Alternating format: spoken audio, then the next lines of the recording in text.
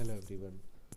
आज के इस आईटीसी की लेक्चर सीरीज़ के अंदर हम जो टॉपिक कवर करेंगे वो है नेस्टेड सिलेक्शन। नेस्टेड सिलेक्शन की अगर हम बात करें तो हम नेस्टेड का मतलब होता है कि हमने एक कंट्रोल स्ट्रक्चर के अंदर दूसरा कंट्रोल स्ट्रक्चर लगा दिया है। ठीक है। अब कंट्रोल स्ट्रक्चर की अगर हम बात करें तो कंट्रोल स्ट्रक्चर में अभी तक हमने पढ़े हैं इफ़ एल्स, टर्नरी और स्विच। तो ये लेक्चर हमारा फोकस करेगा इफ़ एल्स और स्विच, इन तीन के ऊपर फोकस करेगा और किस तरह हम इफ़ की बॉडी में जो है वो स्विच को लगा सकते हैं, इफ़ एल्स की बॉडी में इफ़ को लगा सकते हैं, स्विच की बॉडी में इफ़ को लगा सकते हैं। इसी तरह हम जो है वो मल्टीपल कॉम्बिनेशंस देखेंगे। ठीक है, कि किस तरह आपके पास जो है वो नेस्टेड इफ़ स्ट्रक्चर हो सकता है, नेस्टेड इफ़ एल्स हो सकता है, नेस्टेड इफ़ एंड स्विच हो सकता है। और इसके साथ साथ हम एक कॉन्सेप्ट जो कि पिछली वीडियो में भी हमने कवर किया था, टाइप कास्टिंग या कास्टिंग, उसको हम चेकआउट करेंगे क्योंकि हमारा यहाँ पे कोड के अंदर उसको इस्तेमाल करेंगे ताकि हमारा वो कॉन्सेप्ट और बेहतर हो। और हम साथ में उसका फ़्लो चार्ट भी साथ में चेकआउट करेंगे, आउटपुट ऑफ फ़्लो चार्ट्स भी। अब हमारे पास ये एक कोड है, एक बड़ा कोड है जो कि तमाम कॉन्सेप्ट्स को कवर कर रहा है। इस कोड के अंदर अगर हम देखें तो हमारे पास जो है वो ये इफ़ की बॉडी है, ये एल्स की बॉडी है, फिर ये स्विच की बॉडी है। ठीक है, ये पूरी आपकी जो है ना वो यहाँ से लेके यहाँ तक ये आपके पास स्विच की बॉडी है। ये हमारे पास एक कोड है। इस कोड को हम करेंगे क्या कि इस पूरे कोड को हम पार्ट्स में ब्रेक करके स्टेप बाय स्टेप स्टडी करेंगे, step by step flow chart बनाएंगे ताकि हम इसको इजीली अंडरस्टैंड कर सकें और हमारा जो है वो अंडरस्टैंडिंग जो है वो डेवलप हो सके। किस कॉन्सेप्ट्स की हमारी अंडरस्टैंडिंग डेवलप हो सके? इफ़ की, नेस्टेड इफ़ की। अब ये इफ़ की बॉडी में हमने इफ़ लगाए हुए हैं, ये हो गई नेस्टेड इफ़। फिर इसमें मल्टीपल इफ़्स हैं, ठीक है ना, ये मल्टीपल इफ़्स हैं, ये नेस्टेड नहीं है। उसके बाद फिर एल्स की बॉडी में इफ़ देयर इज़, ठीक है, एल्स की बॉडी में इफ़ लगा हुआ है और फिर इफ़ की बॉडी में स्विच लगा हुआ है और फिर स्विच की बॉडी में हमने दोबारा से इफ़ भी एक लगाया हुआ है। तो सारे कॉन्सेप्ट्स हम स्टेप बाय स्टेप इसको जूम करते जाएंगे और इसको देखते जाते हैं। So let's start. सबसे पहले हम चेक करते हैं लाइन नंबर 1 से लेके लाइन नंबर 16 तक। ठीक है, हमारे उस कोड में लाइन नंबर 1 से 16 के ऊपर अगर हम फोकस करें तो हमारे पास क्या है कि सबसे पहले आएगा सी आउट, हमारे पास चलेगा। उसके बाद हम क्या करेंगे, हमारे पास एक वेरिएबल सिलेक्शन के नाम का डिक्लेयर होगा 4 बाइट्स का। ठीक है जी, हमारे पास सिलेक्शन के नाम का वेरिएबल है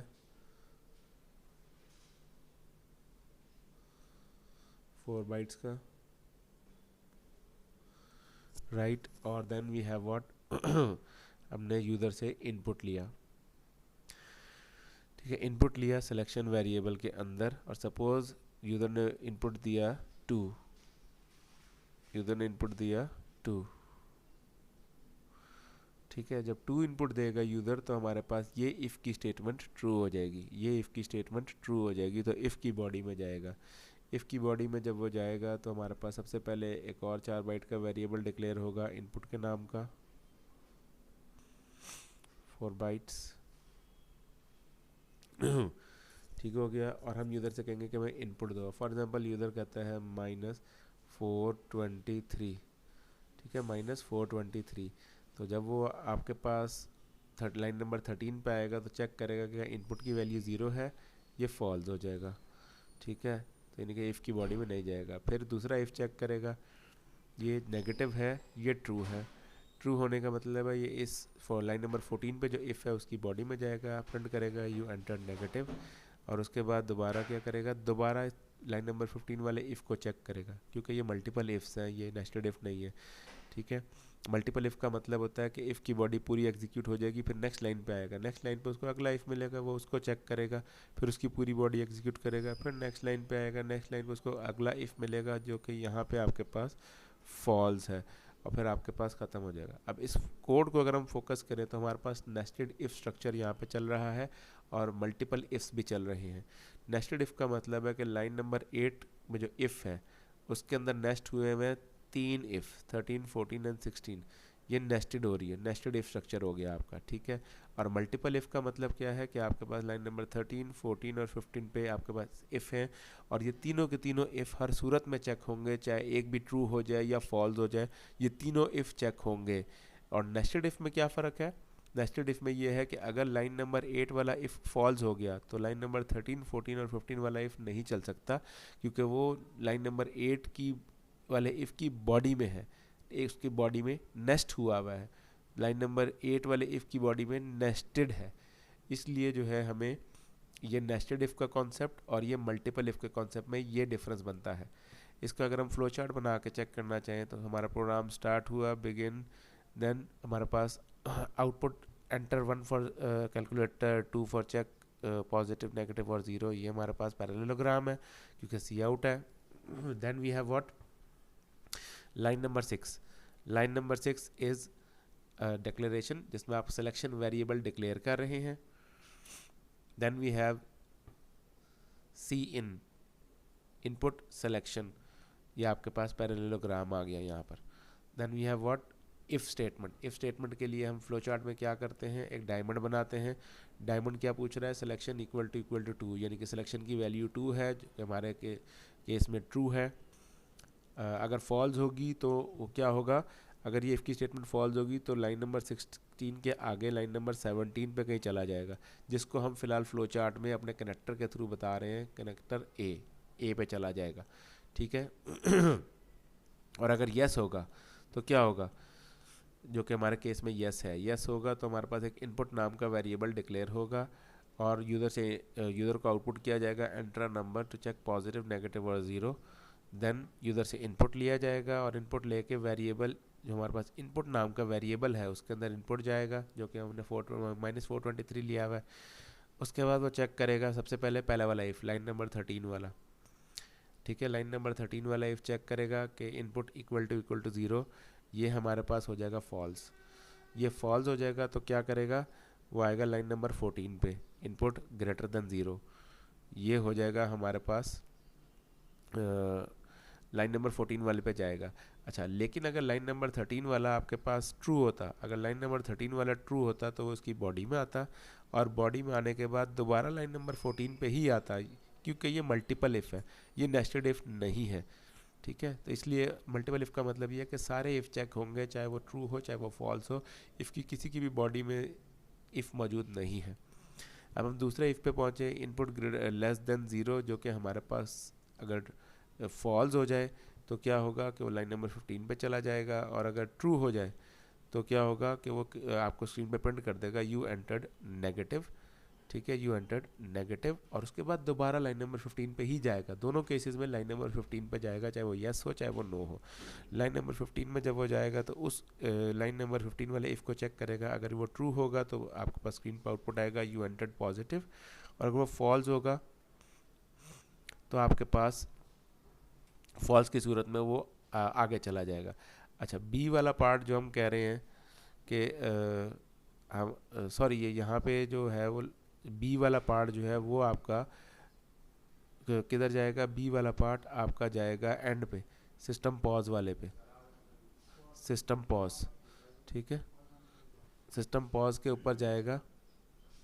जो हमारे पास आगे लाइन ऑफ कोड है ना, तो वो हमारे पास हमने इसको बी से फ़िलहाल डिनोट किया है कि सिस्टम पॉज के ऊपर चला जाएगा। कहाँ से, लाइन नंबर 15 के बाद। लाइन नंबर 15 एग्जीक्यूट हो जाएगी जब, चाहे वो इफ़ कंडीशन ट्रू हो या फॉल्स हो, तो वो उसको कहाँ ले जाएगा, सिस्टम पॉज पे ले जाएगा, एल्स की बॉडी के भी बाद, राइट। अगर हम देख सकते हैं हमारे पास, अगर हम इसका कोड को चलाएं, हमने 2 इनपुट दिया, -43 हमने बोला, तो उसने हमारे पास स्क्रीन पर आउटपुट दिया यू एंटर्ड नेगेटिव, ठीक है। चले, अभी इसी कोड को हम लाइन नंबर 17 से ऑनवर्ड्स कंटिन्यू करते हैं, and we have to remember कि लाइन नंबर 17 पे हम कहाँ से पहुँच रहे हैं। हमारा जो कनेक्टर ए है, ये हमारा लाइन नंबर 17 के ऊपर पहुँच रहा है। हमारा कनेक्टर ए लाइन नंबर 17 पे है, और ये कब पहुँचता है, जब इफ़ फॉल्स होगा, ठीक है। जब इफ़ फॉल्स होगा तो फिर वो कहाँ जाएगा, वो एल्स में जाएगा। एल्स हमारा लाइन नंबर 17 के ऊपर है, ठीक है, एल्स हमारा लाइन नंबर 17 के ऊपर है। तो सपोज़ यूज़र ने जो नंबर इनपुट किया था सिलेक्शन के अंदर वो 1 था, वो 1 था। अगर वो 1 है तो फिर वो एल्स में आएगा। इफ़ की कंडीशन फॉल्स हो जाएगी, लाइन नंबर 8 वाली जो कंडीशन है वो फॉल्स हो जाएगी, और लाइन नंबर 17 पे आएगा एल्स। अब एल्स में जब आएगा तो एल्स की बॉडी में हमने इफ़ लगाया हुआ है, ठीक है। There is no such thing as else if होता है C++ में, इफ़ एल्स होता है, और एल्स की बॉडी में इफ़ होता है।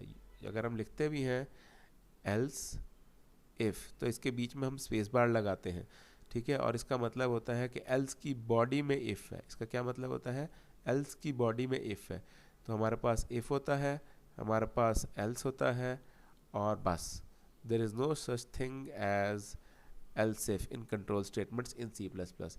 इफ़ होता है, एल्स होता है, और एल्स की बॉडी में इफ़ होता है। सो मूविंग ऑन, हमारे पास क्या है कि हमारे पास दो वेरिएबल्स डिक्लेयर हुए, ए और बी नाम के, ठीक है, 4 बाइट्स ईच, राइट। और उसके बाद हमारे पास दो इंटीजर वेरिएबल्स डिक्लेयर हुए, एक्स और वाई नाम के, 4 बाइट्स ईच, ठीक है। अभी हम इस्तेमाल नहीं कर रहे हैं एक्स और वाई को, जब हम इस्तेमाल करेंगे तो साथ साथ पता लगेगा। अब हमारा क्या है, फैंटर फर्स्ट नंबर यूज़र ने इनपुट किया, लेट्स से 5। जैसे ही उसने इनपुट किया 5, तो यहाँ पे सेव हो जाएगा 5.0। क्यों? क्योंकि ए हमारे पास फ्लोट वैल्यू है, और उसने सेकेंड एंटर किया 10 फॉर एग्जांपल, तो यहाँ पे सेव हो जाएगा 10.0, क्योंकि वो फ्लोट वैल्यू है, तो फ्लोट में या डेसिमल वैल्यू में सेव करेगा। उसके बाद आपने किया C out, enter, plus minus multiply divide और मॉड्यूलस, तो एक 1 बाइट का वेरिएबल, 1 बाइट का variable by the name of symbol, ठीक है, वो मेमोरी में डिक्लेयर हो जाएगा।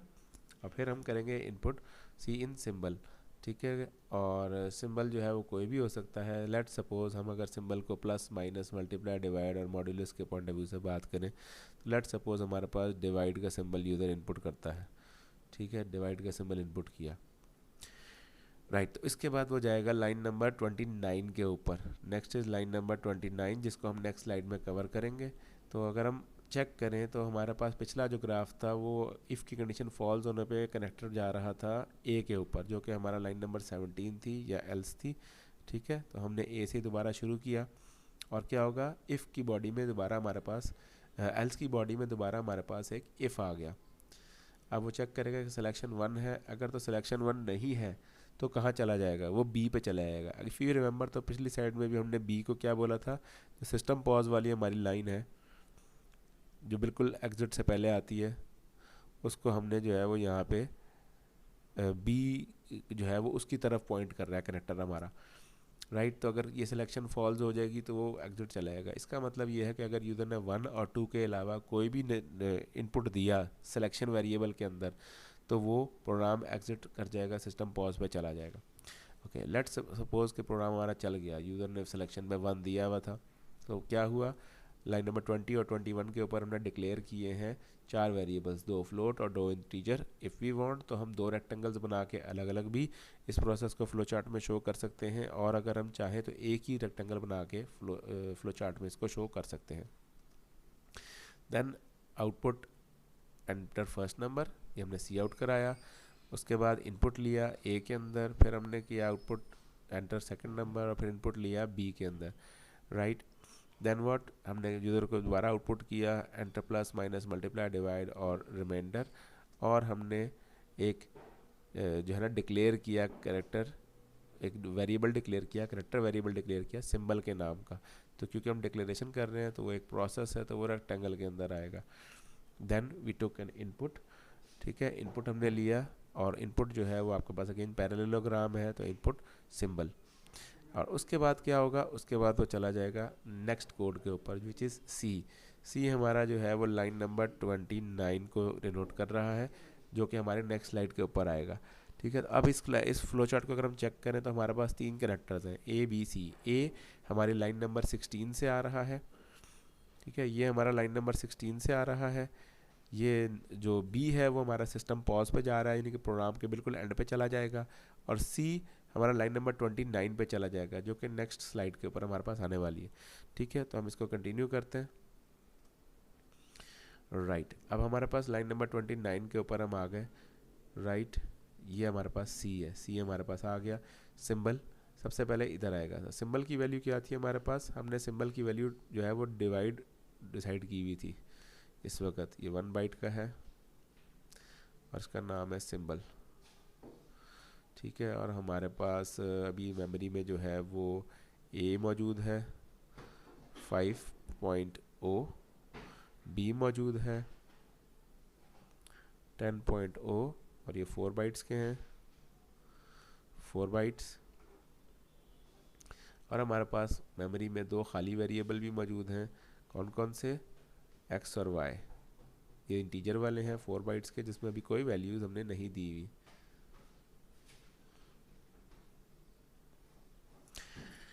ओके, सो केस प्लस, सबसे पहले वो चेक करेगा कि जो सिंबल के अंदर वैल्यू है, सिंबल के अंदर जो वैल्यू है वो प्लस की है कि नहीं है, जो कि यहाँ पे फॉल्स है, ये केस हमारा फॉल्स हो जाएगा। फिर वो आएगा लाइन नंबर 34 के ऊपर, चेक करेगा केस के अंदर माइनस वैल्यू है, ये हमारा केस फॉल्स हो जाएगा। फिर वो चेक करेगा मल्टीप्लाई है, ये हमारा केस अगेन फॉल्स हो जाएगा। फिर चेक करेगा कि सिंबल के अंदर जो वैल्यू है वो डिवाइड है, ये हमारा केस ट्रू हो जाएगा। जब केस हमारा ट्रू हो जाएगा तो क्या होगा, फिर वो इफ़ में जाएगा। हमने यहाँ पे क्या किया, स्विच के अंदर इफ़ को नेस्ट कर दिया, स्विच की बॉडी में इफ़ को नेस्ट कर दिया, जिस तरह इफ़ की बॉडी में स्विच हमारा नेस्टेड है। ये वाला जो स्विच है ये हमारा एल्स की बॉडी में इफ़ है और इफ़ की बॉडी में स्विच है।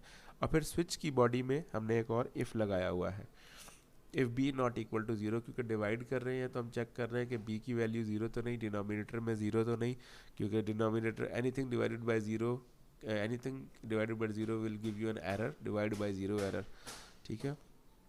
सो हमने इसको चेक किया which is true for this case, तो क्या करेगा कि वो आपका डिवाइड करेगा 5 को 10 से डिवाइड करेगा और आपके पास आउटपुट पे आ जाएगा a divided by b is equal to, और उसको डिवाइड करके आपका वैल्यू प्रिंट कर देगा, ठीक है, राइट। और उसके बाद ब्रेक, ब्रेक का मतलब है कि ये आपके पास इस स्विच की बॉडी से बाहर निकल जाएगा और जाएगा नेक्स्ट, जो कि आपका सिस्टम पॉज है इस कोड के पॉइंट ऑफ व्यू से, तो वो उधर चला जाएगा, ठीक हो गया। और उसके बाद एल्स में नहीं आएगा, क्योंकि ये इफ़ और एल्स जो है वो इस केस के अंदर है, इस स्विच के डिवाइड के केस के अंदर ये इफ़ और ये एल्स लगे हुए हैं, ठीक है। तो अगर वो एल्स में आता, ठीक है, तो हमारे पास जो स्विच का प्रॉब्लम है वो फिर वहाँ पे इनकाउंटर करना पड़ता है उसको। स्विच का जो प्रॉब्लम है कि जब स्विच की कोई एक केस भी ट्रू हो जाए तो बकिया तमाम केसेस को वो फिर कंसिडर नहीं करता और उनकी बॉडी को चला देता है जब तक उसको ब्रेक नहीं मिलता। तो अगर ये एल्स में आ जाता तो फिर वो अगले वाले केस को भी चला देता जो ब्रेक के मिलने तक, इसीलिए इसके अंदर ब्रेक नहीं लिखा हुआ है, ठीक है। इसका फ्लो चार्ट बनाते हैं। ये देखिए हमारे पास स्विच के सिंबल में जब हम पहुँचे, केस अगर हमारे पास प्लस है और ट्रू है तो आउटपुट कर देगा ए प्लस बी और ब्रेक पे जाएगा और बी पे चला जाएगा, ठीक है। लाइन नंबर ये जो सी हमारे पास कनेक्टर है ये हमारा लाइन नंबर 28 से आ रहा है, बी हमारे पास सिस्टम पॉज पे जा रहा है, ठीक हो गया।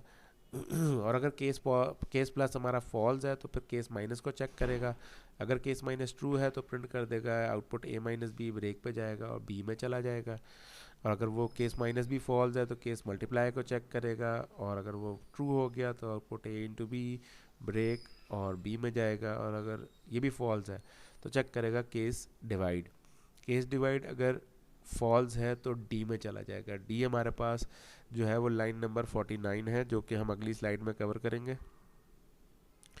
डी हमारे पास है line number 49 of the code, जो हम अगली स्लाइड में कवर करेंगे। और अगर ये यस है, केस डिवाइड अगर यस है तो क्या चेक करेगा, वो इफ़ में चला जाएगा, इफ़ में जाके चेक करेगा if b not equal to 0, if b not equal to 0, जो कि हमारे इस सिनारियो के केस में क्या है, ट्रू है, ट्रू है।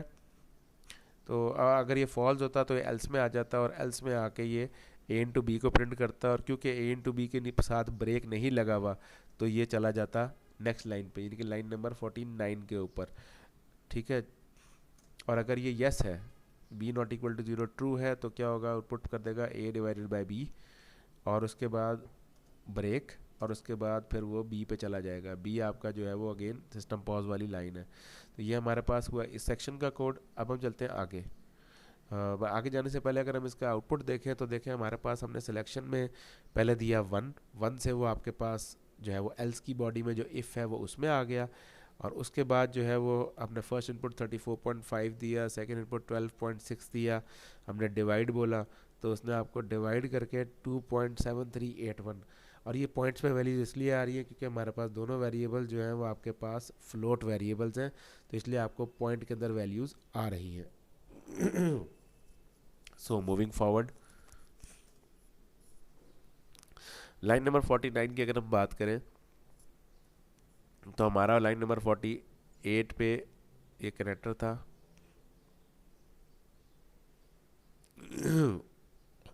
यानी कि डी वाला हमारा डिवाइड वाला हमारा फॉल्स हो गया। केस डिवाइड अगर फॉल्स हो गया हमारा तो चेक करेगा केस मॉड्यूलस। अगर केस मॉड्यूलस ट्रू हो गया आपका, केस मॉड्यूलस ट्रू हो गया तो सबसे पहले हम कर रहे हैं टाइप कास्टिंग। ठीक है, हम कर रहे हैं type casting. C plus plus का फंक्शन है ये टाइप कास्टिंग का, जिसमें आप स्टैटिक अंडरस्कोर कास्ट लिखते हैं। ठीक है, ग्रेटर देन लेस देन के अंदर आप वो डाटा टाइप लिखते हैं जिसमें आपने कन्वर्ट करनी है, और फिर राउंड ब्रैकेट के अंदर आप वो वेरिएबल लिखते हैं जिसको आपने कन्वर्ट करना चाहते हैं। तो हमारे पास हमारे केस में क्या है कि ए जो है हमारा फ्लोट है, ए हमारा फ्लोट है और एक्स हमारा इंटीजर है।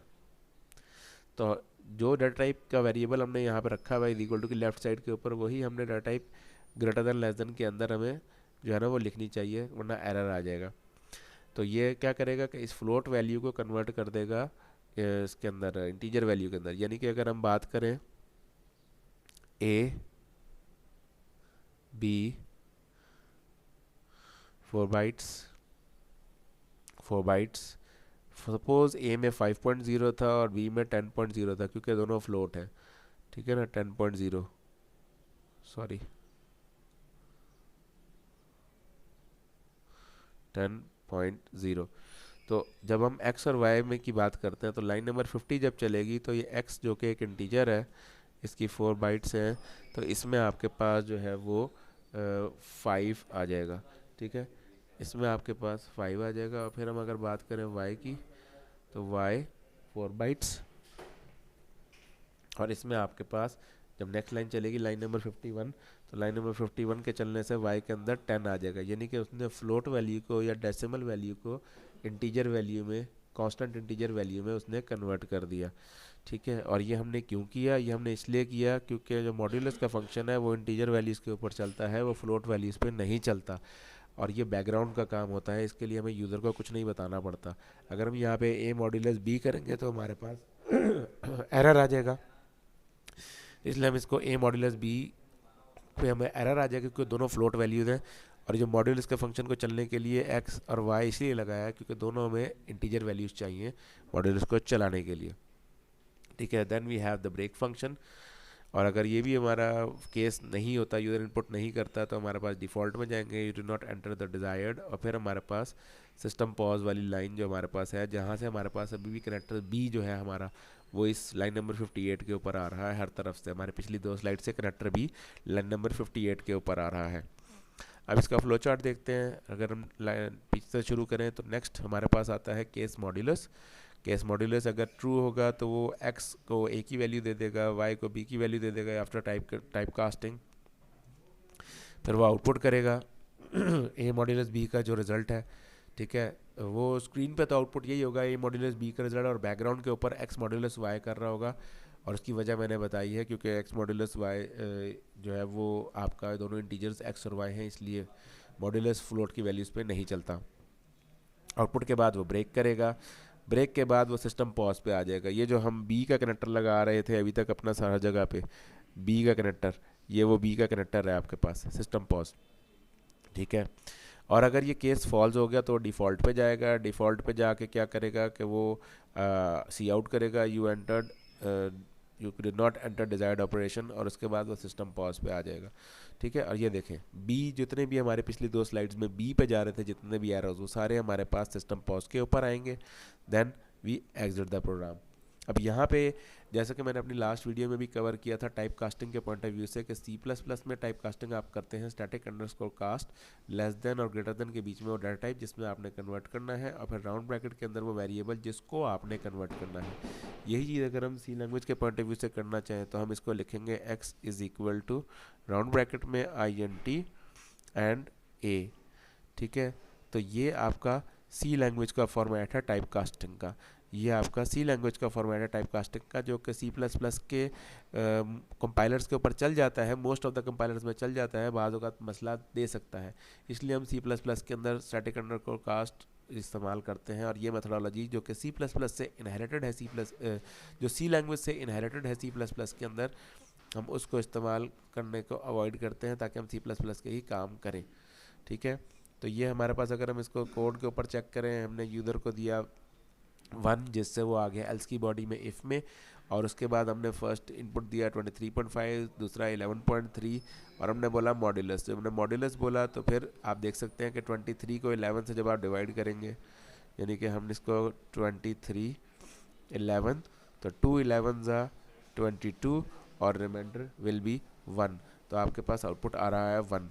So this was the chapter जो कि हमारे जो है ना नेस्टेड कंट्रोल स्ट्रक्चर्स को कवर किया, जिसमें हमने इफ़ की बॉडी में मल्टीपल इफ़्स, उसके बाद एल्स की बॉडी में इफ़, और इफ़ की बॉडी में स्विच, और स्विच की बॉडी में इफ़ एल्स, यानी कि हमने नेस्टेड स्ट्रक्चर के ऊपर एक बड़ा कॉम्प्रिहेंसिव कोड लिया और उसको स्टेप बाय स्टेप ब्रेकअप करते हुए उसको आउटपुट के साथ, फ्लो चार्ट के साथ उसको स्टडी करने की कोशिश की।